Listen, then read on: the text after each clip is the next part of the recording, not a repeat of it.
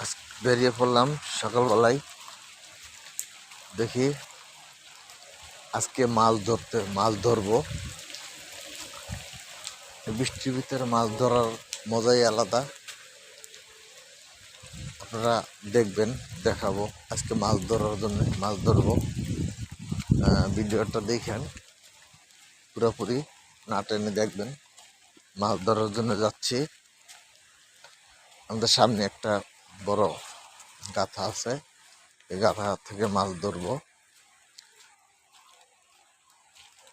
মাছ ধরার জন্য রওনা দিলাম। একটু পরেই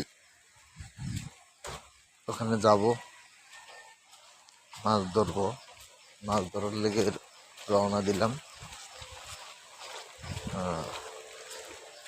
দেখি